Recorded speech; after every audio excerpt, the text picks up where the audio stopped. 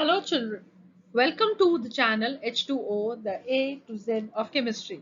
हम पढ़ रहे हैं CBSE क्लास 8 का चैप्टर कोल एंड पेट्रोलियम और आज होगा इसका लेक्चर नंबर 4 जहां पे हम डिस्कस करने वाले हैं destructive distillation of coal. So I hope आप लोगों ने इससे पहले के जो तीनों लेक्चर्स हैं वो देखे हुए हैं। लास्ट लेक्चर में हमने डिटेल्ड डिस्कशन शुरू की थी कोल के ऊपर। हमने अंडरस्टैंड किया था कि कोल क्या होता है, हमने अंडरस्टैंड किया कोल को हम फॉसिल फ्यूल क्यों कहते हैं, हमने ये अंडरस्टैंड किया कि कोल की फॉर्मेशन कैसे होती है और फिर उसके बाद एक डिटेल्ड डिस्कशन की on the different types of coal. So I hope वो सारे कंसेप्ट अब आपको बिल्कुल क्लियर हैं और आज हम डिस्ट्रक्टिव डिस्टिलेशन ऑफ कोल के बारे में पढ़ने वाले हैं।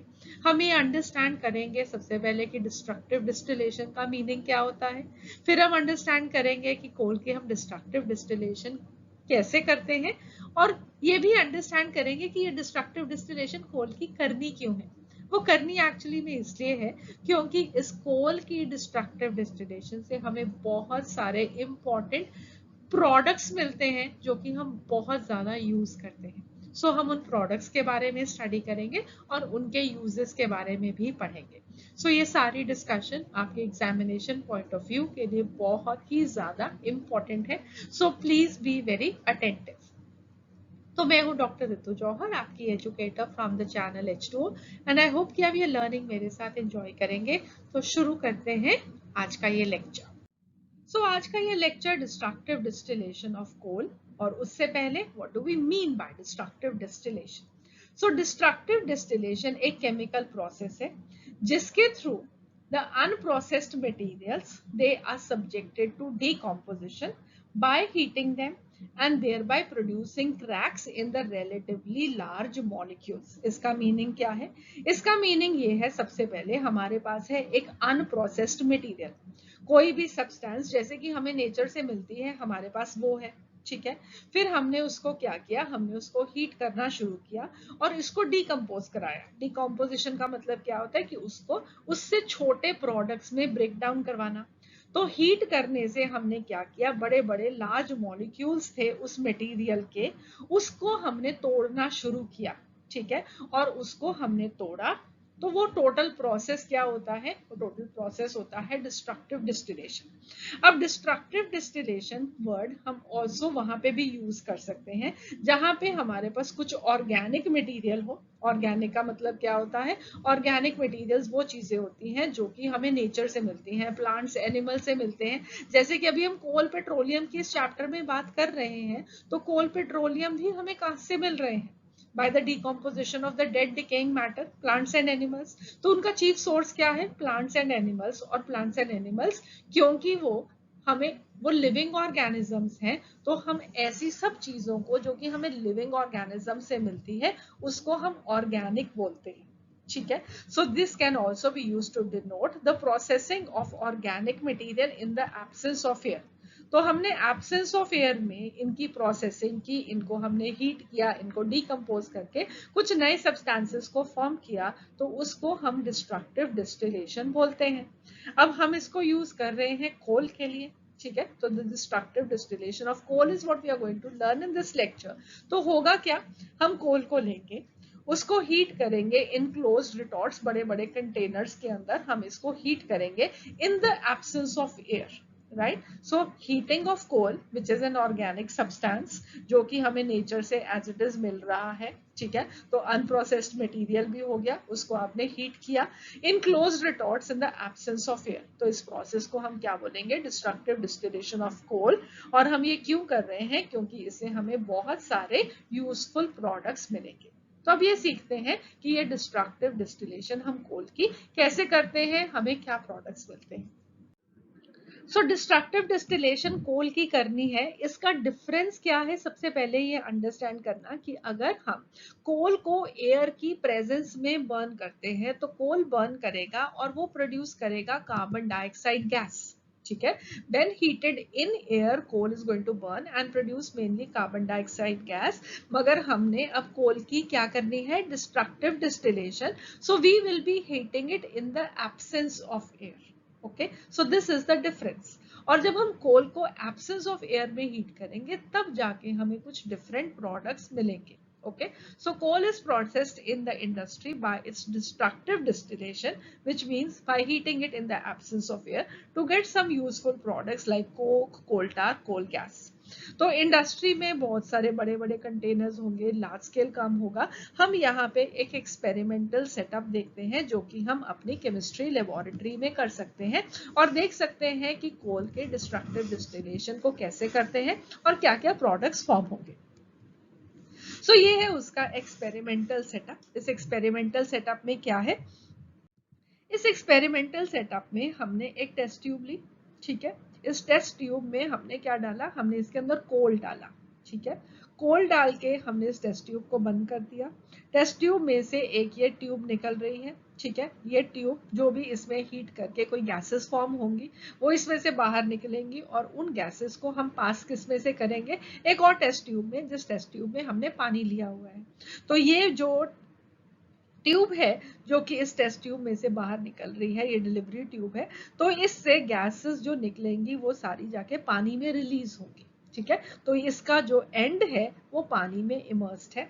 और एक यहाँ पे हमने एक और ट्यूब बाहर निकाली है सो दैट कि जो भी पानी में गैसेस सॉल्युबल नहीं होंगी वो इसके थ्रू बाहर निकल जाएंगी. ठीक है, फिर हमने इस सेटअप के साथ क्या किया, हमने इसको बर्नर के साथ यहाँ पे जो कोल रखा था उसको हीट करना शुरू किया. जब हमने कोल को हीट किया उसमें से कुछ गैसेस बाहर निकलेंगी और बाकी का एक रेजिड्यू बच जाएगा, कुछ बच जाएगा. ठीक है, कुछ गैसेस बाहर निकल जाएंगी, कुछ सॉलिड एक बच जाएगा.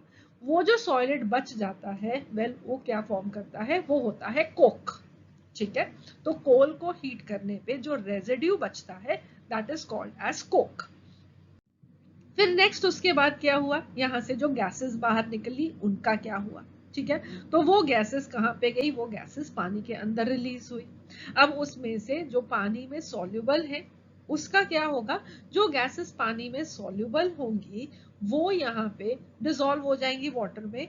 और हम अगर उसको अनडिस्टर्ब थोड़ी देर के लिए छोड़ देंगे तो वो दो लेयर्स फॉर्म करेंगे. ऊपर वाली जो लेयर है that is going to be containing ammonia gas dissolved in water. ठीक है, so ammonia gas dissolved in water is called as ammoniacal liquor. Ammonia gas जो कि यहाँ से एज वेपर निकली वो पानी में डिसॉल्व होगी और वो पानी में डिसॉल्व हो जाती है तो हम उसको क्या बोलते हैं, उसे हम अमोनिकल लिकर बोलते हैं. हम इन सब चीजों को डिटेल में डिस्कस करेंगे so you can write it at that time. ठीक है, अभी आप सिर्फ इसको अंडरस्टैंड करिए with the help of this diagram. Right, तो हमने क्या किया था, हमने कोल को लिया था, कोल को हमने हीट करना शुरू किया, उसमें से कुछ गैसेस बाहर निकली और बाद में फाइनली एक रेजिड्यू बच गया. वो जो रेजिड्यू बचा उसे हमने क्या बोला, कोक. ठीक है, और वो जो गैसेस निकली उसमें से हमने वो जो गैसेस थी वो पानी में पास की. राइट, अब कुछ गैसेस थी जो कि पानी में डिसॉल्व होगी और कुछ थी जो कि पानी में नहीं डिसॉल्व हुई. जो पानी में डिसॉल्व हुई उसको हमने ऐसे ही अनडिस्टर्ब्ड छोड़ दिया और उसमें दो लेयर्स बन गई. जो ऊपर की लेयर है that layer consist of ammonia dissolved in water which we call as ammoniacal liquor. और जो नीचे की लेयर होगी that will be coal tar. Right, अब इनके क्या यूजेस होते हैं ये सब कुछ हमें अभी पढ़ना है. नेक्स्ट उसके बाद थी एक गैस ऐसी भी थी जो कि पानी में डिसॉल्व नहीं हुई. जो पानी में डिसॉल्व नहीं हुई that will rise up and that will be coming out and this is called as coal gas. ठीक है, जो गैस पानी में डिसॉल्व नहीं हुई वो अब इस ट्यूब में से बाहर निकलेगी. This is called as coal gas and coal gas is also combustible. अब अगर हम इसको एयर में बर्न करते हैं तो वेल ये भी हमें लिए एक फ्यूल है, एनर्जी का सोर्स है. अगेन इसके बारे में भी डिटेल में डिस्कस करेंगे. तो इससे हम अंडरस्टैंड क्या कर सकते हैं कि हमने कोल को लिया, कोल को हमने हीट किया strongly in the absence of oxygen. उसमें से दो चीजें हुई, एक जो बच गया पीछे solid residue that is Coke और दूसरी तरफ कुछ हॉट वेपर्स, कुछ गैसेस निकली. अब उन गैसेस को जब हम पानी में से पास करते हैं तो वो ठंडी हो जाती है. तो वो जो ठंडी गैसेस हैं वो क्या होंगे, वो लिक्विड में कन्वर्ट हो जाएंगे. तो जब हमने हॉट वेपर को कूल किया by passing it through water तो वो गैस लिक्विड में कन्वर्ट होगी और वेपर्स का वापस लिक्विड में कन्वर्ट होना उसको हम बोलते हैं प्रोसेस ऑफ कंडेंसेशन. ठीक है, इसे आपने हो सकता है पढ़ा हुआ हो, नहीं तो हम उसको डिटेल में डिस्कस करेंगे जब हम क्लास 9th में होंगे. ठीक है। बट डू रिमेम्बर कि हमारे पास एक गैस है, जब हम गैस को लिक्विड में कन्वर्ट करते हैं उस प्रोसेस को बोलते हैं कंडेंसेशन। तो यहाँ पे वेपर अगेन लिक्विड में कन्वर्ट हो रहा है, गैस लिक्विड में कन्वर्ट हो रही है, so that is why we have written it as condensed liquid. ठीक है, तो वो क्या बन गया, लिक्विड बन गया। अब वो जो लिक्विड है वो पानी में डिसॉल्व हुआ है, ठीक है, वो जो गैसेस थी वो पानी में डिसॉल्व हो गई। अब हमने उसको अलाउ किया स्टैंड करने के लिए, तो अपर लेयर के अंदर अमोनिया गैस थी जो कि अब लिक्विफाई हो चुकी है। ठीक है, ammonia gas liquefied in water which is called as liquor ammonia. और लोअर वाली लेयर क्या फॉर्म करेगी, कोल tar। दूसरा पार्ट क्या रह गया था, वो इनसॉल्युबल गैसेस जो कि बाहर निकल रही हैं, so that is coal gas.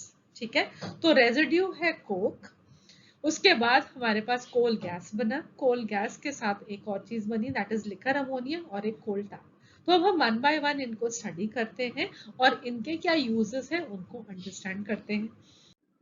सो सबसे पहला प्रोडक्ट क्या है, the first product is Coke. ठीक है, जिसकी आप यहाँ पे इमेज भी देख सकते हैं। So this is coke that is burning. Okay, तो अब ये कोक क्या है, this is a tough porous and black substance. आप देख सकते हो कि ये काला है। ठीक है, ये टफ भी होता है और कोल से इसका फर्क क्या है कि वेल कोल जो होता था ना वो सॉलिड होता था, मगर ये कोक क्या है, पोरस है, इसके अंदर पोर्स प्रेजेंट है। राइट, सो कोल को जब हम हीट करते हैं इन द एब्सेंस ऑफ एयर, हमने अभी सीखा कि कोल गैस एलिमिनेट होगी, कोल टार एलिमिनेट होगा और पीछे एक रेजिड्यू बच जाएगा, उस ब्लैक रेजिड्यू को हम क्या बोलते हैं, कोक बोलते हैं। अब ये जो कोक है this is almost pure form of carbon, it is 98% carbon. So I hope आप लोगों को याद है कि पिछले लेक्चर में हमने टाइप्स ऑफ कोल किए थे, तो उसमें सबसे ज्यादा कार्बन कंटेंट कौन से वाले कोल में प्रेजेंट था, I hope you all remember it was anthracite. उसमें भी जो कोल में कार्बन का कंटेंट था that was at the maximum about 92%, मगर यहाँ पे कोक में कार्बन का कंटेंट बहुत ज्यादा है दैट इज 98%। इसलिए हम कहते हैं this is almost pure form of carbon. So please do remember this. अब कोक का यूज क्या है, very importantly coke is used in the manufacture of steel and in the extraction of many metals, but हम इसको as a fuel भी use करते हैं। ठीक है, okay, now it is also used in making fuel gases like water gas and producer gas। अब ये water gas क्या होता है, producer gas क्या होता है, let us understand this। So Coke को जब हम स्टीम के साथ और एयर के साथ रिएक्ट कराते हैं, ठीक है, रिएक्टिंग कोक विद स्टीम, ठीक है, water in its gaseous form के साथ इन प्रेजेंस ऑफ एयर, जब हम कोक को हीट कराते हैं, it can give rise to two important fuels which are called as water gas which is a mixture of carbon monoxide, CO का मतलब होता है कार्बन मोनोऑक्साइड। मैं लिख दूं यहाँ पे आप लोगों के लिए। सो C stands for carbon, O stands for oxygen, okay, और क्योंकि यहाँ पे एक ही ऑक्सीजन का एटम है so this is carbon, mono का मतलब वन, और ऑक्सीजन के लिए हमने क्या लगाया है, ऑक्साइड, कार्बन मोनोऑक्साइड।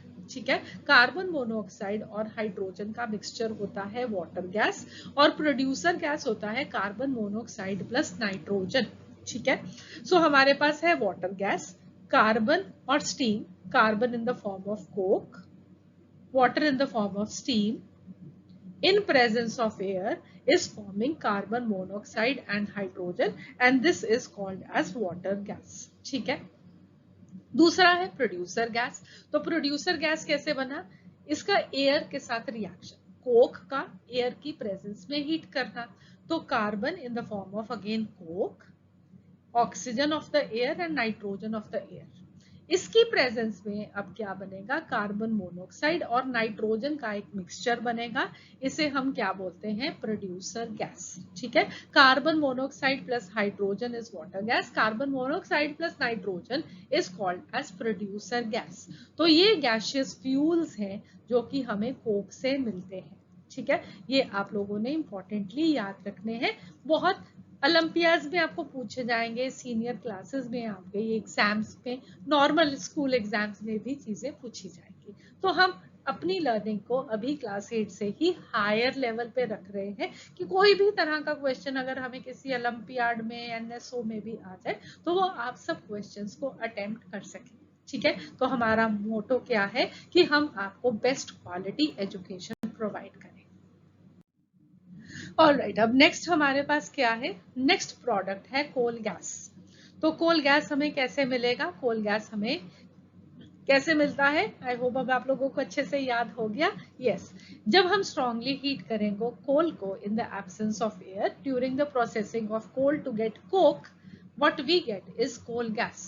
ठीक है, तो हमने कोल को हीट क्यों किया था, हमें उसे कोक चाहिए था, कोक हमें चाहिए था एक्सट्रैक्शन ऑफ मेटल्स के लिए भी चाहिए था, मैन्युफैक्चर ऑफ स्टील के लिए भी चाहिए था, बट इन दैट प्रोसेस हमें कोल गैस भी मिला, कोल टार भी मिला, अमोनिकल लिकर भी मिला। तो ये जो कोल गैस है ये एक गैसियस फ्यूल है, ये वो गैस है जो कि पानी में सॉल्युबल नहीं थी। ठीक है, अब इस कोल गैस को हम क्या करते हैं, ये जो कोल गैस होती है this is the mixture of methane and hydrogen with some carbon monoxide. क्या कुछ याद रखना है, इसके अंदर क्या प्रेजेंट होता है, मीथेन प्रेजेंट होती है।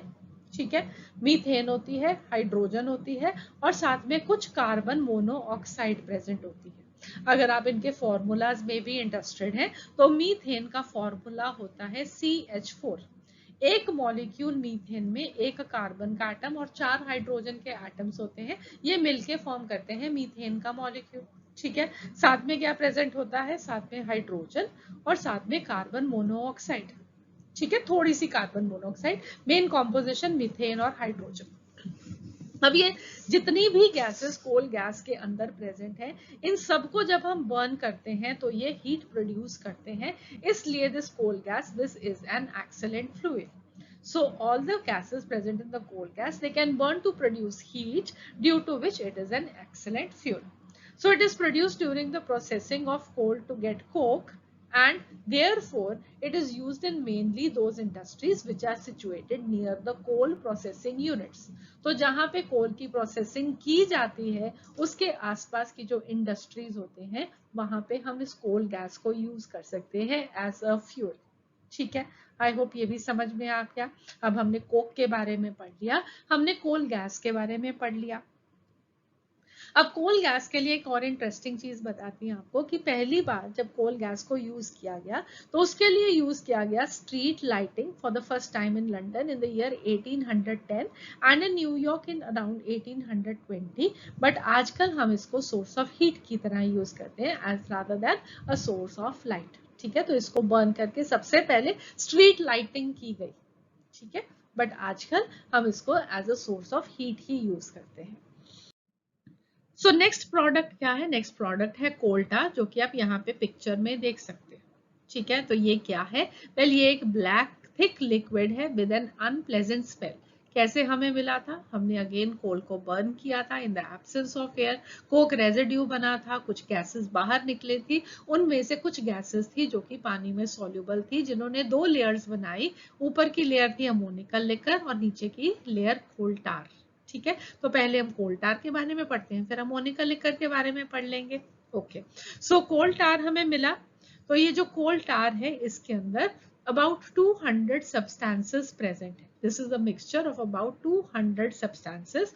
The useful carbon compounds or organic compounds present in coal tar include benzene, toluene, naphthalene, anthracene, phenol, aniline. तो ये सारे के सारे बहुत ही important organic compounds हैं जिनके बारे में आप डिटेल में हायर क्लासेस में पढ़ोगे।